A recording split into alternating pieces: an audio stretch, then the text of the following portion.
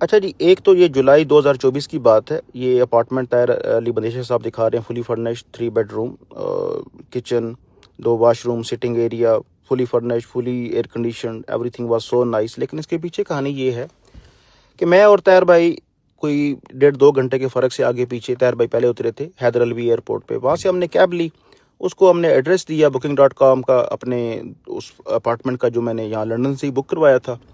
खैर उसको ना मिला जी। उसने काफ़ी देर बाद हमें कहा कि यार मुझे मिल नहीं रहा है, तो अगर जो 20 मिनट में बात तय हुई थी, अगर आप अभी मज़ीद टाइम स्पेंड करेंगे तो मैं आपको और चार्ज करूँगा।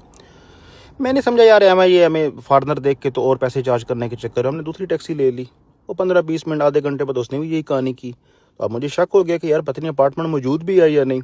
खैर तीसरी टैक्सी हमने फिर ले ली। अब देखिए, वो भी जब ऐसा हुआ तो हम उतर गए। booking.com वालों से रब्ता किया, उन्होंने कहा जी सुबह 10 बजे का चेक इन टाइम है। उनको बड़ा समझाया कि भैया एड्रेस ही मौजूद नहीं है, सुबह 10 बजे क्या होगा। कहते अभी कुछ नहीं कर सकते। अब रात के 2, ढाई या 3 बज रहे होंगे जी। सुबह तक हम बैठे रहे वहाँ, इधर चाय पी उधर चाय पी। निज़ामी स्ट्रीट पे रेस्टोरेंट पहला खुला, वहाँ जाके नाश्ता किया।